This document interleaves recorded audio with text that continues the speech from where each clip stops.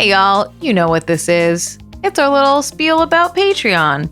You know, Patreon is how we pay the bills around here and we keep this podcast on the air. So if you want to help us keep making this show, drop a couple bucks at our Patreon. It's patreon.com/femfreak. You can also learn about some perks like early access, listener polls, which is one of my new favorite perks that we have, and also bonus episodes. So check us out, help us out, patreon.com/femfreak. Our visions of the future are so impoverished because we cannot imagine a future in which white people are not on center stage, you know?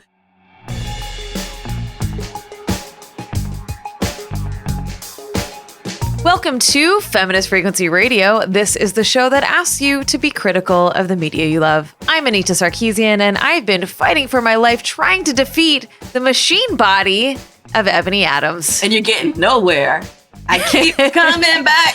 It's weird. I keep shooting guns at machines and nothing happens. Yo, I don't understand. I'm indestructible and I'm sexy as fuck doing it. Stealing leather jackets, riding motorcycles. You Sunglasses. Can't get rid of me. Listen, I'm the cyborg, of your dreams. That is not true. All right, if you haven't guessed on today's episode, we're going to be going back to the Terminator well, which we keep diving into because we just can't get enough. And this time, we're going to deep dive into the lore with guest Caroline Heldman. Stay tuned.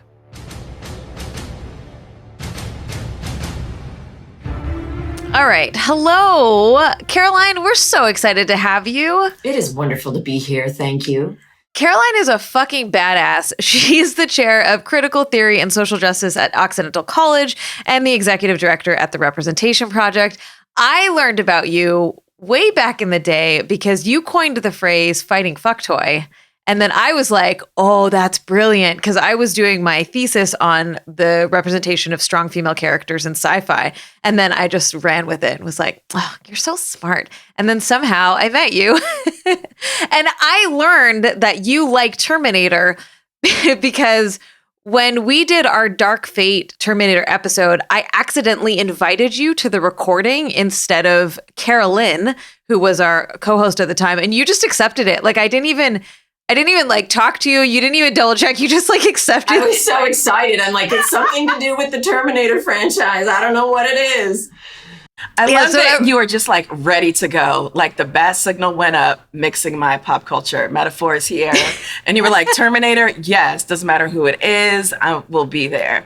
I love that Anita convinced you to be on the podcast because one of the great things about this latest season is that we have had some stellar guests, and it just further emphasizes how ill-equipped Anita and I to do this kind of criticism. And I am loving that we are keeping that going. When she gives your title, Chair of Critical Theory and Social Justice at Occidental College, Executive Director of the Representation Project, listeners know, oh, okay, finally, I'm going to be getting some sense out of the Terminator franchise conversation. Not even close, Ebony, but thank you. I mean, we're talking about one of, my favorite action hero franchise of all time, but yeah. Yeah, I've been so excited about this. I know I pinged you several times this year to do it and it just didn't line up. And so we finally were like, just let's drop it at the end of the year. We'll have all this time to rewatch all of these movies. It's going to be great. So I'm really excited. And I love how accidentally I learned that you loved this franchise. So yeah, before we actually dive into this, can you talk about your relationship to it without diving into it, or should we just mush it all together? Because what is it that draws you to it? Well, I should preface this by saying, I was raised a Pentecostal evangelical homeschool kid who wasn't allowed to watch media. And so I actually came to the franchise late as an adult, sneaking media content. I'm going to say maybe 18 or 19. So the first film had already come out, and I wasn't a part of that pop culture phenomenon, but watching it, was it was an amazing experience watching Sarah Connor, who's this waitress who is just an everyday woman who ends up being, I guess later on getting the clarity that she's a walking womb, but at the time, thinking this is somebody I could be, right? When they come, I'm ready. Why? I've watched the Terminator. So it was I love action flicks. By and large, I think they're a sexist piece, piling pieces of garbage. But this was less so. And I think that probably that's my relationship to the franchise. I will say, though, I could really just watch the first two, and that's pretty much all I watched. The rest of the other four movies end up basically, I think, ruining the first two. Yeah, I can't wait to get into all of that. So, Ebony, you and Caro did an episode way early in Feminist Frequency Days about the original Terminator. We did one about Dark Fate. But just remind us, what is your relationship to the franchise?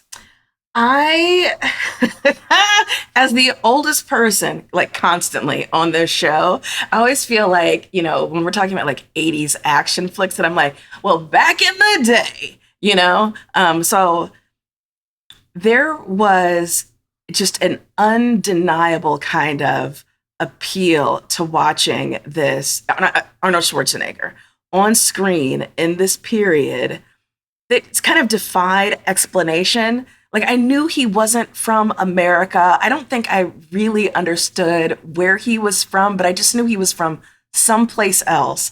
And so that kind of loose, fuzzy understanding that he was something other really kind of wove its way into my understanding of the Terminator, right? And so I was just fascinated watching him walk on screen. We're going to post a link to the episode that Caro and I did. We talked about the movie Solo, and we talked about Terminator in the same episode. And one of the things that we talked about in that episode was just his profound physicality. And I think that it seems so obvious now because we're more accustomed, I think, in this cultural moment about talking about these hypermasculine bodies. But at the time that he appeared, this was by no means sort of de rigueur in cinema. This really was a new kind of shape and morphology and movement. So I don't know, even at however old I was at the time, I was like, something's going on here. I'm into it. I don't fully get it, but let's talk about it. And then, of course, when Caro and I talked about it, 3 years ago, I was like, as an adult, I'm way more interested in Lance Henriksen and Paul Winfield in the first movie. They just kill me. Whatever. We'll get into it. Yeah, let's do that. Well, why don't you read the intro about what we're talking about, because that's a really good segue, and then we'll dive into this. Right on. All right. So, exploding from screens in 1984 via the ripped deltoids of the Germanic machine, the Terminator franchise catalyzed the careers of Arnold Schwarzenegger, Linda Hamilton, and Michael Biehn, and launched a pop cultural juggernaut that to date includes 6 films, novels, a TV show, video games, comics, and a web series, plus a bunch of stuff I'm probably forgetting. But just what is it about the characters and concerns of this dystopian nightmare that has proved so compelling for audiences over the last 40 years? I am interested in that. Also, I just want to go back to I was raised Pentecostal evangelical. I feel like we jumped over that more quickly than I was prepared to move on. So let's moonwalk right on back there. Well, it's interesting, right? Being a media critic today, and my training is as a political scientist, but social science, the general training. But I wasn't allowed to consume popular culture for the first really 15 years of my life until I started sneaking it. And I mean, anything beyond Christian rock. I mean, I found Stryper. So I'm a metalhead, right? I found Stryper, and that was my lifeblood. So I was very sheltered, obviously, from pop culture, and so I think when I started to consume it, I noticed patterns and things that perhaps other people might not have, because it was totally normal to have just hypersexualized women everywhere. And of course, I'm trying to. I don't have a prudish lens and haven't for many decades. I'm sure I brought that in initially. But it was just really obvious, some of the underlying, I would say, gender dynamics, also some race dynamics. It was just really obvious when, your content is just super white, or it's hypermasculine or super sexist. So I think my upbringing in some sense was a superpower early on. That's really, I've met other people who didn't have a lot of pop culture exposure as kids, and just they constantly feel left out when we are having these like, oh, when I was a kid, da da da da, or like, don't you remember this jingle or what have you? And it's interesting that you like hard pivoted into this space. You're like, no, this is my thing. I'm going to catch up in some ways. Yeah, not intentionally, but in looking to see where power lies in our culture, I went from thinking, oh, it lies in formal politics to, no, it actually lies in media that shapes hearts and minds and norms and values. So I'll pivot over here. Sure does. So before we get like deep into this, I do want to just do a quick summary of the films. So for people who didn't spend the last 2 weeks rewatching all of them like I did, like just so you can kind of be on the same page with us. So one, like I feel like 1 and 2 don't need any introduction, but 1 is obviously the first one in the franchise. It's when Sarah Connor like learns that she's going to be the mother of the savior of the planet or whatever, and gets impregnated. That's the whole thing.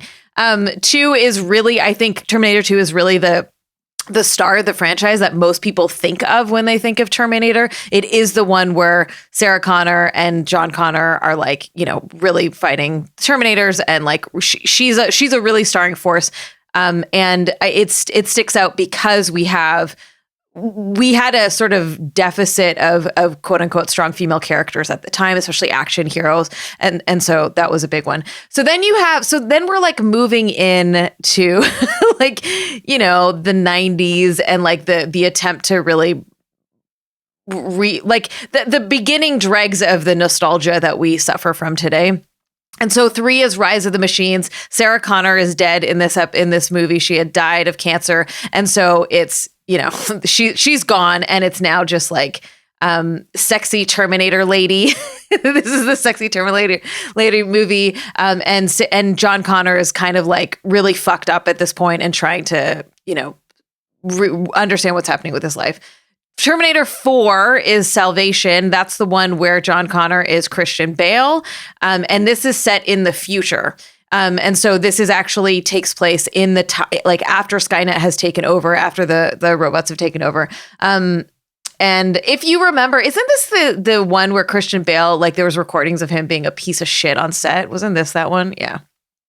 And then 5, and I'll say Salvation 2 feels like it comes at the time in the orbit of time when we're making everything really serious, right? Like the Batman reboot is really serious. And we've been talking about this on the podcast lately. And this is coming around that time where you lose the edge, you lose the campiness, you know, everything is sort of dark and brooding. So that's when Salvation came in. 5 is Genesis. And what happened so Sarah Connor comes back in Genesis. This is the one with what's her face from Daenerys from Game of Thrones. And so this takes place like after 2. So am I getting that right? I think it takes place after 2. So yeah, Sarah Connor is back, but it's like an alternative timeline story. Dark Fate again takes place after 2 and is a nightmare. And I did not rewatch it because I fucking hated it so much. And then also the TV show, The Sarah Connor Chronicles, that also takes place after 2. So basically like all of the shitty movies, everybody was like rebooting the franchise, was like, yeah, we realize what people like. They like Sarah Connor and we're bringing her to the forefront. So the TV show had 2 seasons. And fun fact, the very first episode of Feminist Frequency I ever made was because the Sarah Connor Chronicles were canceled and I was really mad about it. So that was like the impetus for all of this, my entire life franchise, apparently. So yeah, sorry, that was not a very good summary, but just so you have like an idea of the chronology up until contemporary day. It's a good thing we don't have like shitty nerd bro listeners, because that summation, I can just see them being sent into a tailspin and just happy slapping their keyboards about the stuff you missed, about things you left out, about the nuances that you're not getting. I was also trying not to give opinions on any of it, but I wasn't planning on doing this, and I just realized that we should, because it's so massive. There's so many movies. They're hard to keep track of in our minds because, like, you know, they're mostly shitty, like in different types of shitty. And all you needed to do was screenshot Caroline's face, as you said, movie 1, movie 2, and her expressions at each one would have told people all they needed to know. Okay, so the only one that I haven't seen I had not seen was Genesis. I'd seen all of the other ones. I'm going to say something that is probably unexpected. 3, 4, and 5 are not great movies. 3 is not a good movie. It's sexist as fuck. It's like shockingly, hilariously sexist. But the ending is so unexpected. It's so unexpected for a franchise to be like, well, we fucked up. Like they lead you up to the whole point thinking that they're going to stop Skynet and they don't. And that is what sticks in my memory about that movie, because I think that's really cool. I know it's like, we're setting up the franchise to go into the future, whatever, but I liked that. 4 and 5, 4 is deeply, deeply boring in every single way. But I thought the plot was interesting.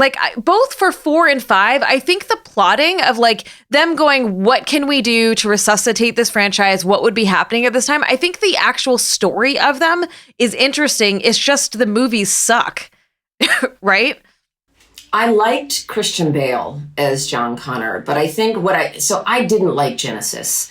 Obviously these are not good movies from a lot of different angles, but what I really disliked about it is it piggybacked so much on 2 and ended up negating everything that happened in 2. So, you see Arnold Schwarzenegger landing, and then you see, another a Terminator landing in this iconic space, right? You're looking at the Griffith Observatory, this fantastic scene from, Terminator 1, and here it is, just piggybacking on it and just messing everything up. It was profoundly boring and also just undid. If it was trying for nostalgia, I think it ended up doing the opposite. It really ended up undoing the things that were great about 1 and 2.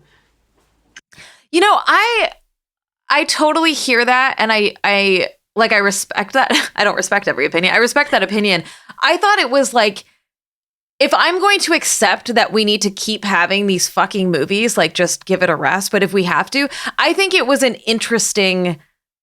more interesting than just what else is happening in the future. And I think I'm almost done rewatching the TV show, which I like a lot. I really do like that show. And I think the conversations around how are we changing the future and how are we changing the past by our actions is a ever giving well of bullshit, right? It allows you to go in lots of different paths. And I think Genesis really kind of leans into that of well, what happens if we change all these things and whatever. And just to be really superficial for a moment, and Ebony, I think you'll appreciate this. Speaking of Arnold Schwarzenegger, I will say what I liked about Genesis was the CGI of bringing him back in his young form, for lack of, that is what we're talking about, right? And as much as I've always identified with Sarah Connor, especially in number 2, I'm martial arts, give me big guns. I'm not a pacifist. I love that character. The character I would really love to be, I think, is Arnold Schwarzenegger, right? And watching him kind of come back in Genesis as he looked in the first was, it was shocking and wonderful. This is awesome, because one of the things that I wanted to talk about was what happens when our action heroes age. I've talked before on the podcast numerous times about my love for the action grandpa phenomenon, which is, Tom Cruise, Liam Neeson, Denzel Washington, this era that we have entered in which men in their 50s, early 60s, sometimes older, are still, sort of kicking ass on screen, as if to suggest that there has been no lessening of, the masculine power that is inherent to them, right? And that, in fact, although they may not move as quickly as they used to, although they may not be as big as they used to be, they are now able to not only, they're still able to outshoot, outfight and outthink, all comers, right? And this is different from the cowboys of yore or, the law enforcement officers of yore. There's just something really interesting about watching these action heroes, these actors get older and sort of refuse to cede the stage in these huge action movies. And so it is hugely interesting to me that we saw a de-aged Arnold. And then in later movies, ones that, are increasingly unsuccessful, we do see him aging. We see like the loosening of the skin. We see him, smaller, not as ripped, not as vascular. And there's something, I think, unsatisfying for a lot of audiences to have to reckon with that, And I'm also fascinated by the way we see Sarah Connor's body change as she gets older. So, I mean, there is nothing like the pivot from the Sarah Connor of 1 to the badass and Sarah Connor of 2, right? Like the way that woman does pull-ups, tell your mama, okay? Like the woman changed fitness. Everybody, it was her and it was Angela Bassett's arms and what's love got to do with it? I'm convinced, And so then to watch in the latest movie, what is it, Dark Fate? Again, this she's almost like a string bean, but she's so wiry and just like filled with this kind of energy that for me sat much easier than some of the things that we saw happening to try and like mitigate the effect of Arnold Schwarzenegger getting older across these series. Because really that's what it's about, right? It's about Sarah Connor and it's about Arnold Schwarzenegger. It's about the Terminator. And I mean, yeah, Robert Patrick, whatever, but it's Schwarzenegger and Linda Hamilton who really are the anchors. Who gives a shit about John Connor? Nobody. Absolutely nobody. This series would not have lasted as long as it had if it was focused purely on him. No one gives a shit. That's right, Ebony. That's why they can just swap him out and you have no idea who the new John Connor character is going to be. And I'll just build on that to say, I love looking at the bodies in their 60s and maybe Schwarzenegger pushing 70, right? I love that. Watching that shift over time as well. It was shocking in Genesis to see the CGI and lovely. But boy, Sarah Connor, Dark Fate, terrible movie. Didn't like the kind of, I'm sure, Anita, you have a lot of these critiques as well, or perhaps both of you, but this idea that she's just angry and she's one-dimensional was exhausting, but the physicality of what she was doing was incredible. We just don't see that on screen. I don't think we've ever seen a woman action hero in her 60s doing this sort of work on screen. Well, and that's what's so interesting, Ebony, you're talking about, as you're saying, like, I'm so interested in the dad superhero, action gramps. Mm-hmm. Action gramps, that's it. We don't get that in women. And part of it, I think, is a combination of the fact that we didn't have female action heroes in the same time period in which those male actors are getting these newer roles, right? Like they're not whatever, but also because of the way that we don't accept women's bodies aging, or that we only accept them in very particular forms, right? Or barely even now, right? Yeah, and I mean, there's so much that goes into like the boxes that we place folks in based upon our gender expectations, and so much of it has to do with race and class too, right? And so there's a way in which like Arnold Schwarzenegger or characters like him, action heroes, have this like indelible kind of connection to a working class sort of manual labor version of masculinity, like a body that moves, a body that works, even if it's not explicitly stated that that's the class that they belong to. But I think we tend to have a lot more resistance to women's bodies that demonstrate the reality of work and the work that it takes to have a body that can lift things or can punch things. We tend to be much more uncomfortable with that, particularly as women get older, and we, demand that they take up less space. The action movie body is a body that takes up space, and we don't allow for that, in older women. Yeah, absolutely. Can I move us towards like the thematicness of technology? Yes, please. I think because I watched them all in succession, I I keep moving through the world, and when technology is acting up or weird, I keep being like, oh God, Skynet. Like, and it's not even, it's so unconscious. And it's one of these moments in my life where I'm like, oh, the media does impact us, because I am now, and like, I'm not actually worried about like the technology taking over. But it's so much in my like initial gut reaction. And I think there's something interesting about the fact that like this started, so what, in 84 is when the first one came out, right? Like as technology is really starting to amp up in a lot of ways, right? Like we're starting to get the internet, we're starting to get like home computers ish. We're getting to that place. And you know, what are the tensions around creating a franchise or creating a movie that's even about this horrible future in which technology takes over, all the way down to Genesis. So Genesis, I fucking hate how they spell Genesis too. Where Genesis is, it's the cloud. It's just the cloud. It's what we're talking on right now. It's what we're storing our podcast files on. And so it's just interesting to me, like our relationship to this franchise as it grows in line with as technology is growing and what we think about it and how like less it becomes. Right? Like it becomes less intense and less frightening in some ways, I think. I mean, I didn't watch this in theaters when Terminator came out because I was a baby, but it feels like for me that the inevitability of that is prominent, right? That I remember watching Terminator and it was all new, and this idea of the robots taking over, AI taking over was horrifying, as you're pointing out, Anita, and the newness of it, right? Because we weren't surrounded by that. And now it almost seems quaint because it almost seems inevitable that at some point this will happen. And I'll say that beyond, the Terminator franchise, Daniel Wilson's Robopocalypse books get into this as well, the kind of inevitability if we keep playing with AI eventually. I mean, that is going to happen. And so in some ways I've maybe made peace with it, that this might be what the humans deserve, right?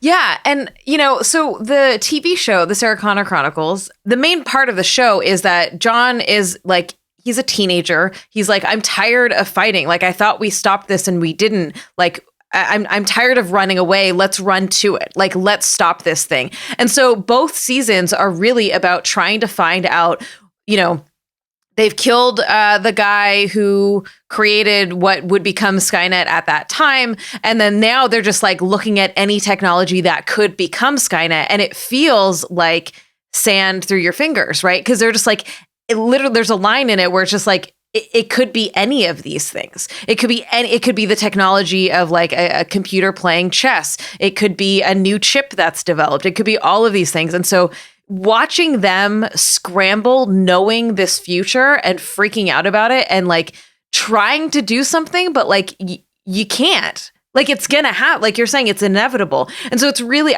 to me, I find the tension of them as characters breaking down under the weight and the pressure of this inevitable future that's coming, with the fact that like they have to do something. They can't just sit around and do nothing, but also like it's useless. Yeah, I think the 1980s, maybe to the mid 90s, I'm probably wrong on this, so someone correct me who does like actual work in this area. I feel like our relationship to technology finally started to rupture in that period, such that we no longer, through that period, we were able to think of technology and machinery purely as tools that were separate from us in a way that we no longer are able to do now. And importantly, perhaps no longer want to think of as entirely separate from us. So now it's not just that like my toaster, toasts my bread, but the machinery in my kitchen is also a companion. It's an assistant, And so like I think about what was his name in The Matrix, which is, a super clear, heir to the robot future of the Terminator franchise, right? And Skynet. When what's his name, played by Joey Pants, is like, I don't want to remember nothing, like I sympathize with that, because it is so easy to say like, yeah, okay, perhaps the machine overseers will eliminate any reality and any semblance of free will. But have I ever really had free will anyway? And also, I prefer the steak, So I think it's harder to sell the nightmare of machines taking over when we have already gleefully ceded all of this territory, and in fact, wouldn't want to go back. I think if you were to actually lay it out for people and, ask them to respond anonymously and be like, P.S., well, would you be okay with Skynet if you got to, watch Netflix on, 5K? And they'd be like, take away all my choices. I'm fine with it, Ebony, Keanu Reeves just over the weekend was recounting a story where he was trying to explain The Matrix to young people who hadn't seen it. And he was saying, well, the problem was that you thought you were living in reality, but you really weren't.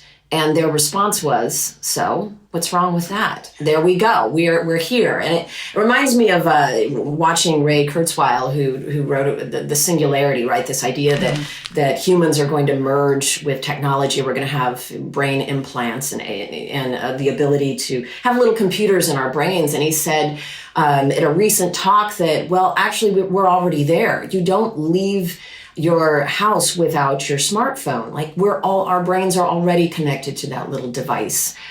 So yeah, I mean, we're just in a completely new phase, I think, where young people watching The Matrix today, they wouldn't have the same level of fear. It's like, yeah, here we are. And we can't even imagine what life would be like without some of the benefits of technology, right? So you have the Dune universe, in which the events of the Dune universe are said to take place after the Butlerian Jihad, which is this war against AI, right? And so after this, no thinking machines are allowed, no computers. But it's not as if, humanity went back to some like pastoral agrarian lifestyle. Instead, the conceit that is invented is that there's this spice that allows human brains to function at full potential and can mimic machine thinking, right? Like we cannot imagine a future in which certain things are unavailable to us, even as we're told they're incredibly dangerous.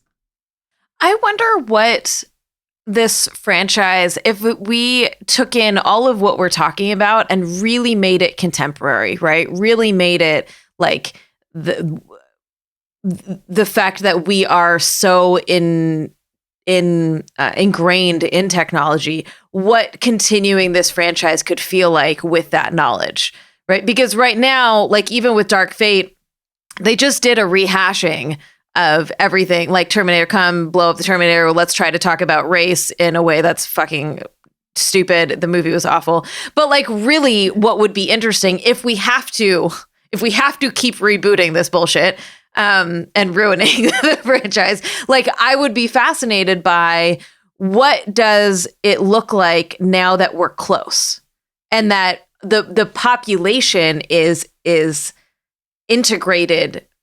A majority of the population is integrated into the technology that they're not going to say no to. It would be way more interesting to me if the Terminator franchise, instead of just continuing to go back in time and the constant, human machine struggle, and then the machines keep getting better and better, and oh goodness, right? It would be way more interesting to look at future technologies, right? Or what the various ways in which the AI, the various futures and the ways in which those would play out. I'm not really convinced that the machines would get rid of us and mass murder us, right? Ebony, I mean, it would be way more interesting, something you brought up, that sitting there and having us all hooked on Netflix 24/7, not like we aren't already. I mean, maybe the machines have already taken over. But wouldn't it be interesting to just look at some futures and what it would look like with various AIs running and using humans in different ways? Well, and also like there is, the way that humans and robots integrate into this franchise is that they're robot skeletons with human skin over top of them. There's a way more eloquent way of saying that. But in Genesis, they actually turn John Connor into this hybrid human robot thing, right? It's really dumb. It's incredibly dumb, but that is more interesting, right? that I think that they wouldn't just, like you're saying, they wouldn't just like disband, they wouldn't just like murder all humans and be like, we're, you know, living in our weird robot world. I think that they would just like make us into cyborgs, or they would like, there would be some integration there, right? In a way that's not just like, how do we grow skin? I don't know. I think there's just a lot more that could be done in this space that's a lot more interesting than what we're getting. Yeah, I mean, one of the things that I did appreciate about Dark Fate, and listen, Anita, you know this about me. I love terrible movies. So I did not hate that movie as much as other people hated that movie. God. I always find something to love. Maybe it was just being in a movie theater, you know, like I miss it. But one of the things that I did love about it, or like about it, was that there were some non-white people in it, you know? I think our visions of the future are so impoverished because we cannot imagine a future in which white people are not on center stage, you know? You were talking, Caroline, about coming to this franchise, coming to the first movie later, you know, after like being in a pop culture isolation chamber, and the way that it gave you some distance. And I am certain that I had a different kind of distance, but a level of distance as well, because I'm watching this as, you know, a young Black child. And my first reaction upon seeing, you know, a white man who looks like this is perhaps not the same as a white person watching this, right? And I wonder what is a vision of the future in this universe that takes place not in the US, but takes place in sub-Saharan Africa, that takes place in Southeast Asia. Well, that's what they were trying to do, right, with Dark Fate and having it be in Mexico. Right, but I mean, completely out of like the Western Hemisphere, you know? Yeah. I mean, our relationship to technology is absolutely a Western relationship to technology. What does it mean to have, you know, a group fighting against this overwhelming force that doesn't have this relationship to technology? I would be interested to find out what that's like. So in the show, sorry, I fucking love the show. In the show, part of spoilers, whatever, there is a woman who is a robot, but is hiding and she's trying to. Whatever she's doing.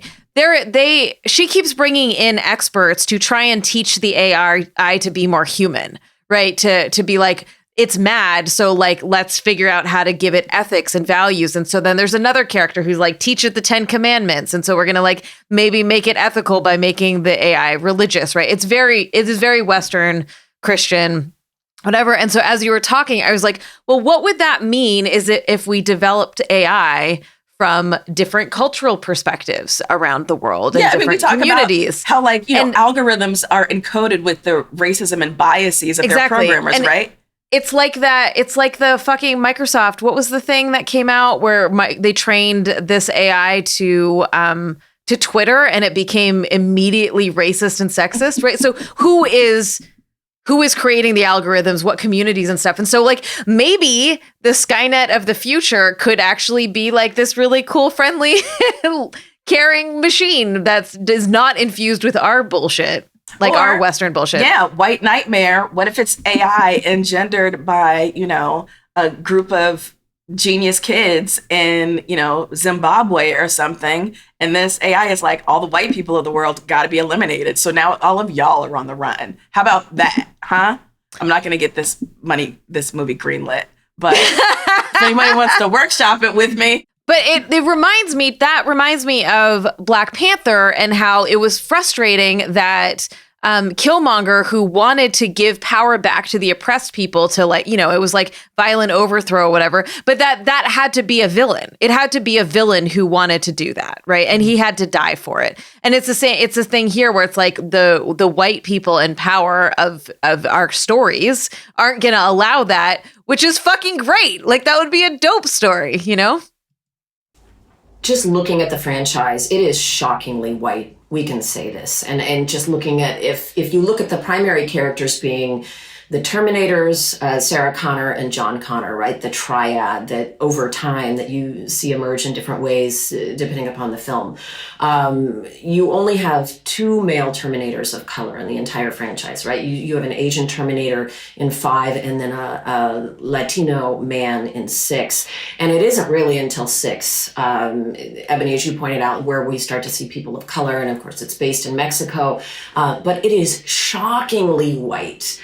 And this is during a time when, the 90s and into the 2000s, where we're talking a really good game about race and media. And that's a focal point. So it's not like folks didn't know, but we just continue to make this franchise with no shame in the amount of whiteness in the prominent characters. So I will say I was very relieved in 6, where you have women of different ages, women of different body sizes. You have the protagonist, Danny, who I called it early on. I'm like, she's not the womb, she is the leader. Like, this is the future. And she's pint-sized, right? So she's a pint-sized Latinx woman who's going to lead us in the future. I wouldn't say it was particularly convincing because they didn't give enough of the future story, but wow, what a thought, right?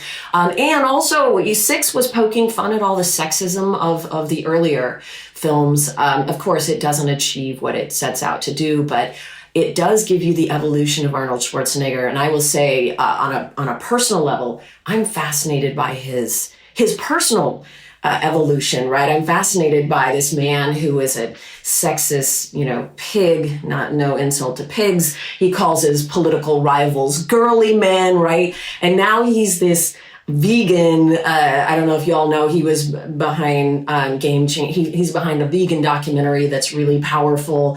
He doesn't appear in it, and it's not preachy. It's just Game Changers, one of the most effective vegan documentaries, I think, for men who buy into masculinity.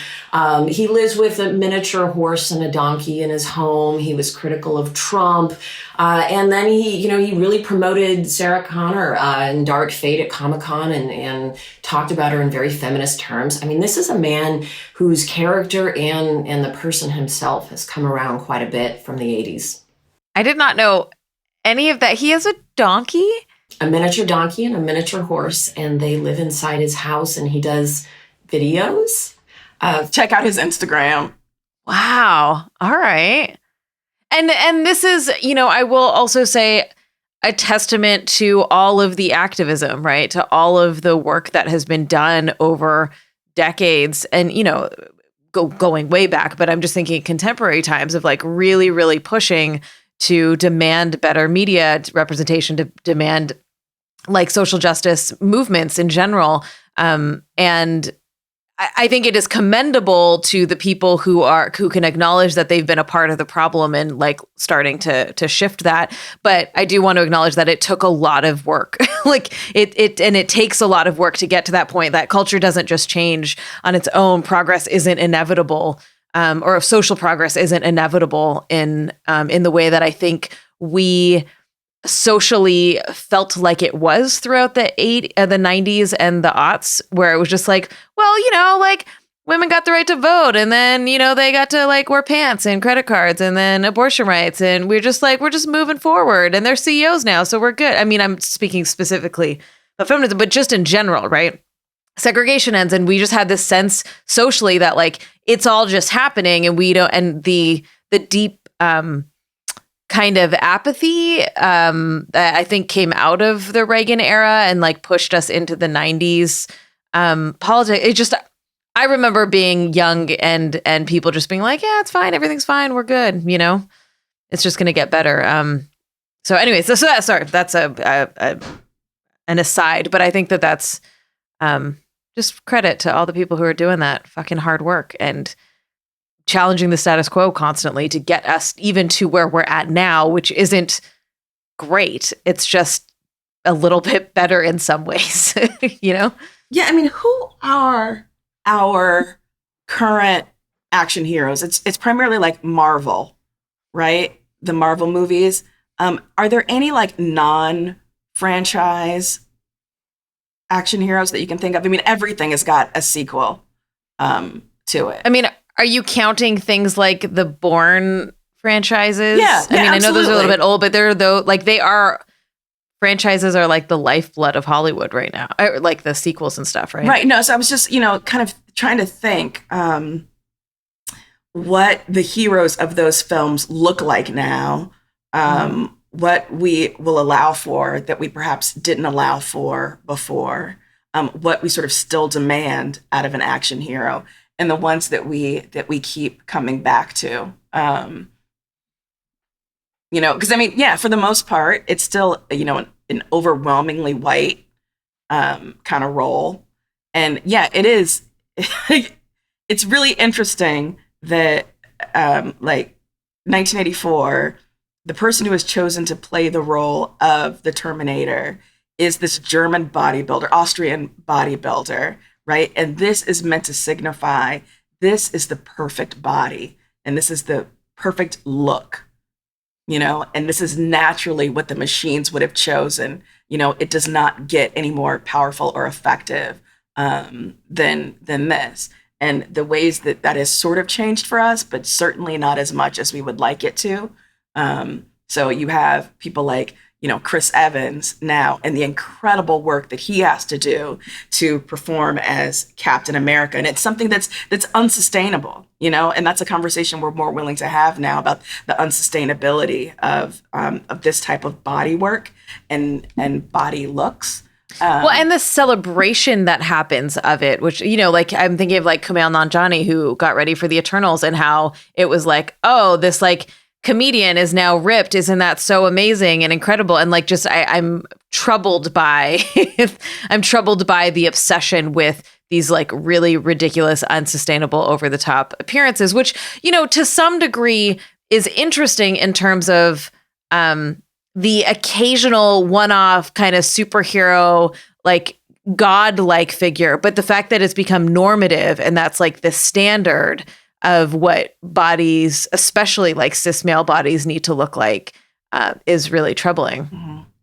But I was thinking about this thing with the franchises, and I for some reason I started thinking about Angelina Jolie and the run that she did of like female kind of not superhero, but like the action heroes, right? In like Mr. and Mrs. Smith or Salt or Tomb Raider, whatever. And like, I feel like when women were given opportunities to be action heroes, they never turned those into franchises. They didn't get sequels. They didn't become these big juggernauts like, The Bourne Identity did or whatever.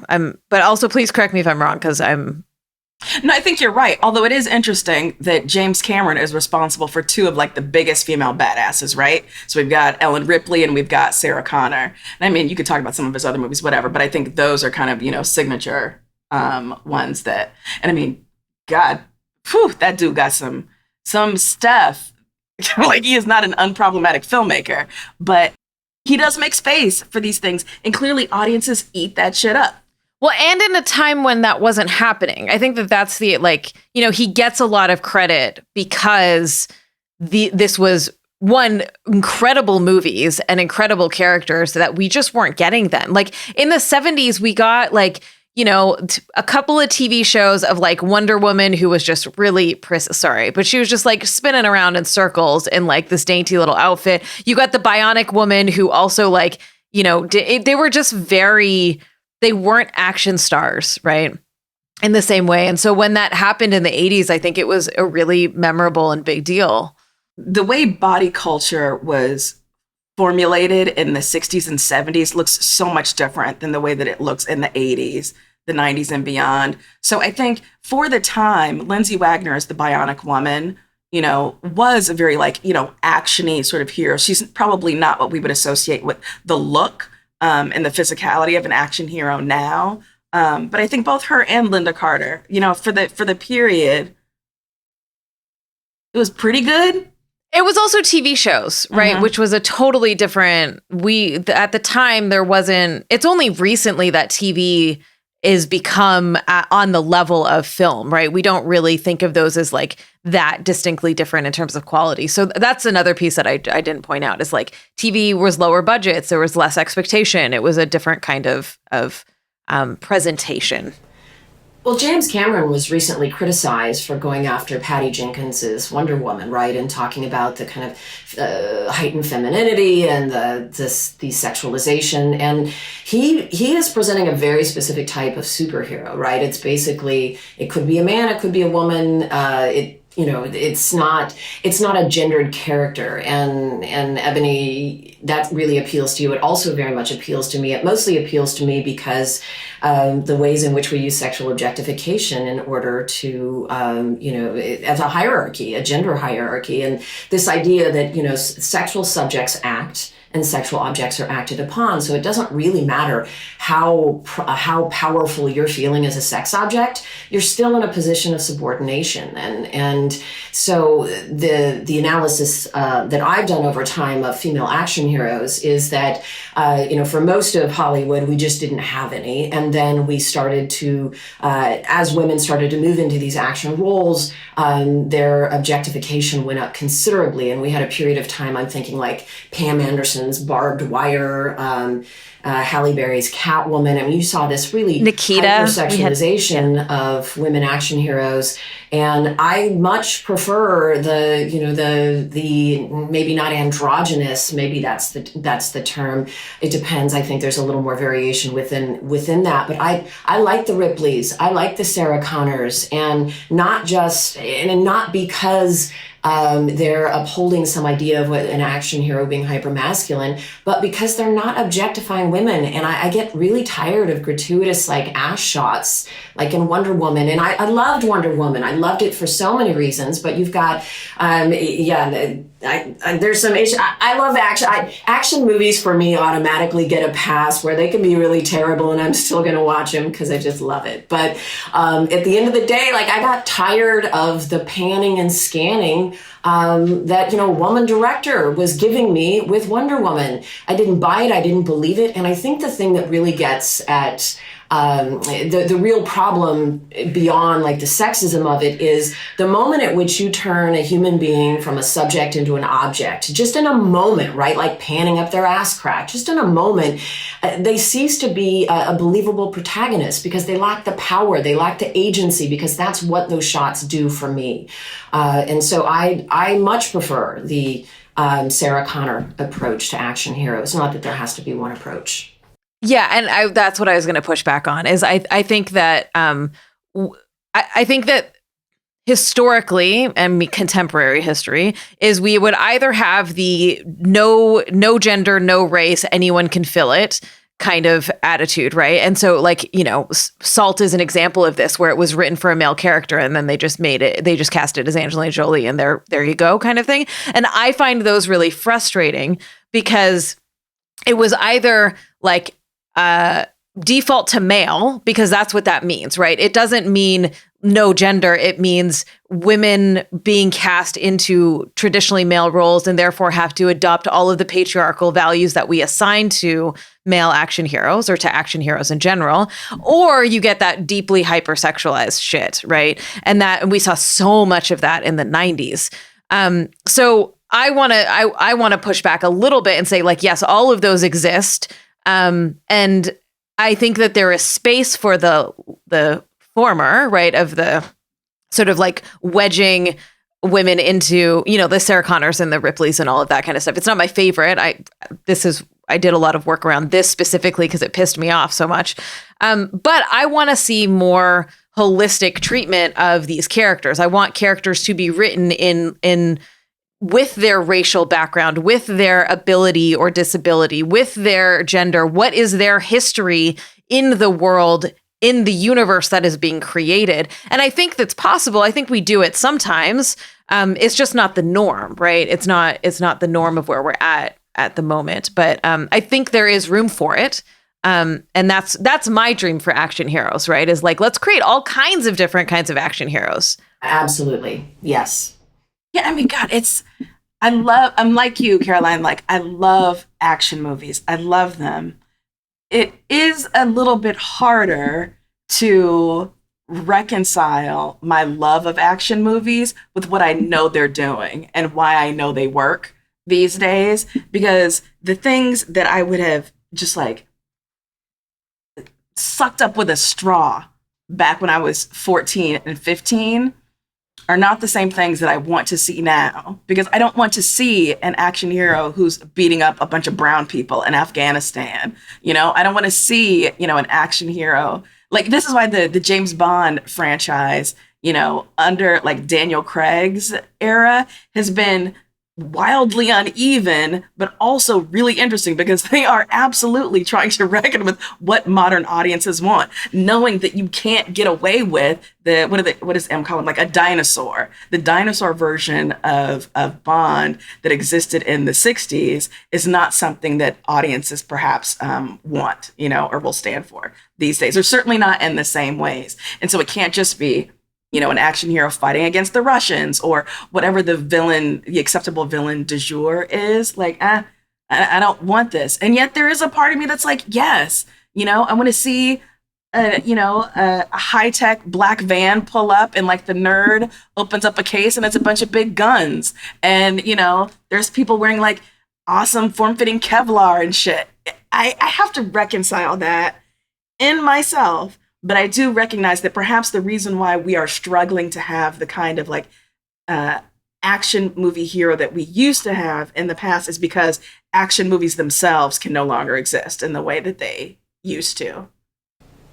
And that's how you get something like Thunder Force, right? Where Melissa McCarthy and Octavia Spencer are, so they're not in their 60s, right? They're in their 50s. I love the body diversity. I want to see action heroes of all body types. I want to see fat action heroes, and of course, reclaiming that term, right? Fat's not an insult. That film was a little uneven, but I loved every minute of it. I'm like, okay, so you're corporate titans, you're superheroes. This is amazing. Yeah, it's like the audience embrace of Fat Thor from whatever last Avengers movie there was, right? So you had this criticism from certain corners, and I don't want to suggest that it was, unfounded, that, yeah, the way that he was used as a figure of fun was deeply inappropriate. But then you had fans who were like, no, like, yes, let's get more Fat Thor. When you look at like strongmen, like actual strongmen, or, people who engage in those kind of competitions, they are not ripped, like the vascularity is not evident. They look rounder, I don't want to say puffy, but, like the body that can actually lift, that can actually punch, looks much different than the sort of like pin-up body that we've associated with it. So yeah, let's embrace Fat Thor. I would love to snuggle up with Fat Thor. Chris Hemsworth, give me a call. Yeah. All right.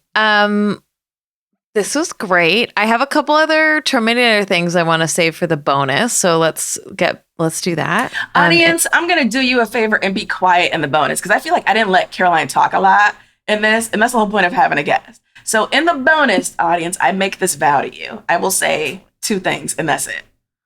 Ebony says shit like this that is just wildly wrong and doesn't make any sense. Rob, I'm giving you an order. People don't listen to this because they don't like you. Like, shut up, Ebony. You're doing great. I'm not saying they don't like me. Caroline's doing great. Everyone's doing great. Yeah, but they want to hear the ghost.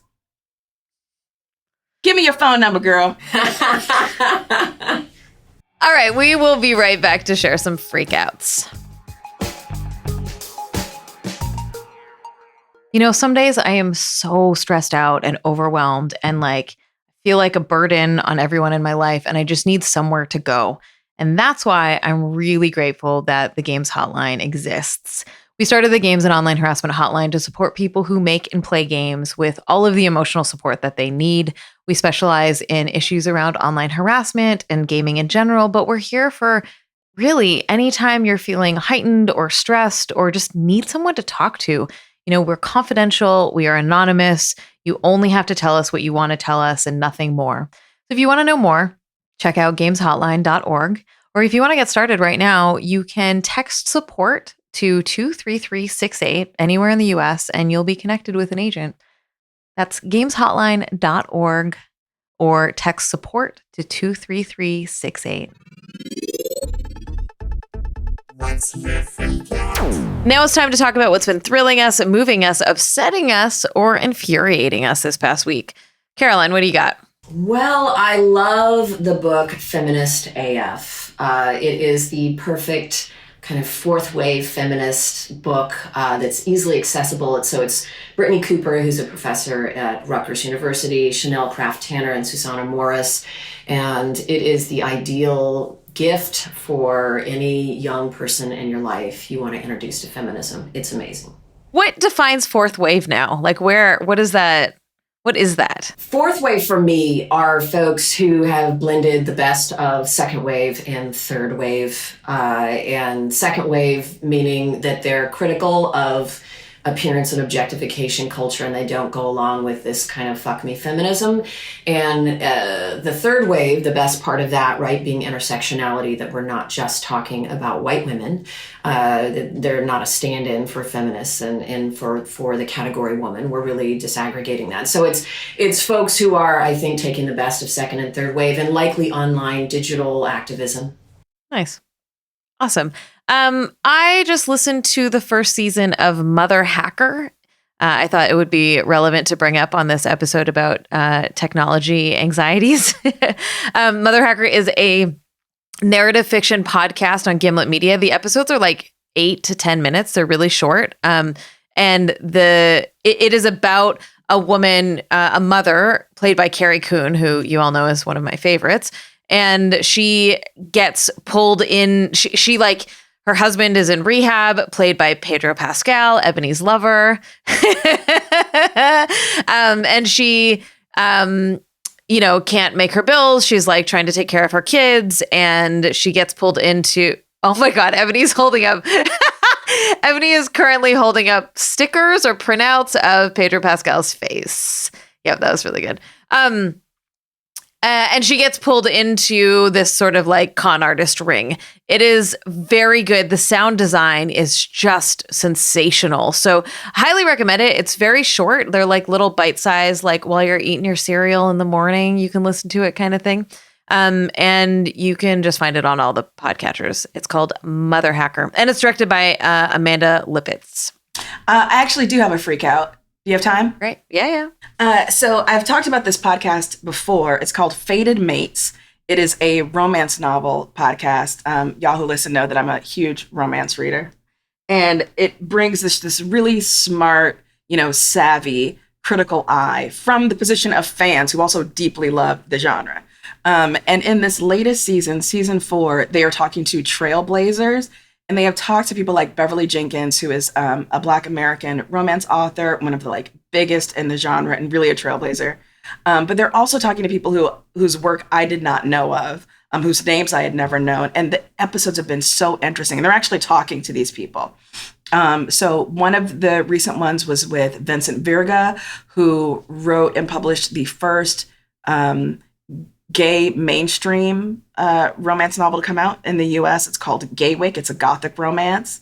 Wait, I'm sorry. Did you say the first gay mainstream romance novel just came out? This came out in 79. Sorry. I'm clearly. And I believe it was published by Avon. They have an author, and I'm blanking on her name, but she was the first person to publish a romance novel with condom use on page. And she talks about her career.